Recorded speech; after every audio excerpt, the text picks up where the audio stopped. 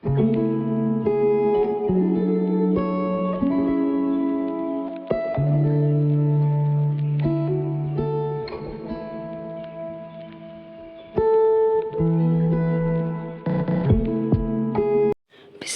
রহমানির রহিম। আসসালামু আলাইকুম। কাছে এবং দূরে যে যেখান থেকে আমার ভিডিওটি দেখছেন, আশা করি সকলে ভালো আছেন। আলহামদুলিল্লাহ আমরাও আছি মোটামুটি ভালো। আসলে মনটা ভালো নেই।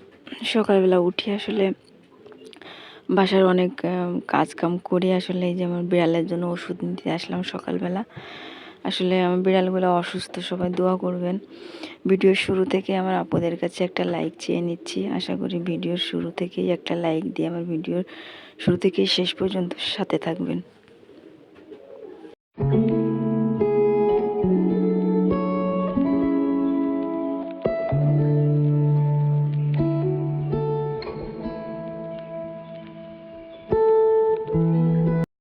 আজ আসলে আপনাদের মাঝে আসলে কি বলবো, আসলে ভাষা খুঁজে পাচ্ছি না।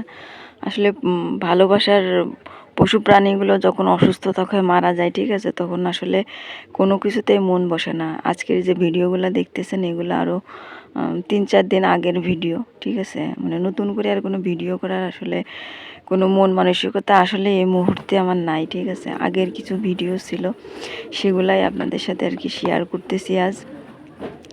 আসলে মনটার ভিতরে এত অস্থিরতা কাজ করতেছে, যেটা আসলে বলে বোঝাইতে পারবো না, ঠিক আছে। আমার আসলে পশু পাখির কোনো কিছু হইলে আমি আসলে সহ্য করতে পারি না।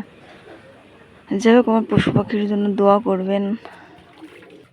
আমার মোট হচ্ছে 11টা বিড়াল ছিল। 11টা বিড়ালের মধ্যে মনে করেন অলরেডি আপনার 4টা মারা গেছে, ঠিক আছে। আর বাকি 2টা অসুস্থ আছে এখনও। জানি না কি দিয়ে কি হবে, ঠিক আছে।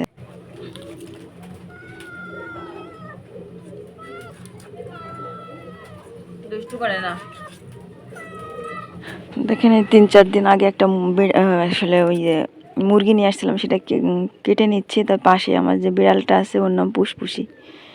তা ও অলরেডি মারা গেছে, ঠিক আছে। তা আসলে ইউটিউবেতে সাকসেস হইতে পারি আর না পারি সেটা বড় কথা না, কিন্তু কথা হচ্ছে আমার স্মৃতিগুলো আসলে এখানে আর কি রেখে দিতে পারতেছি, সেটাই বড় কথা।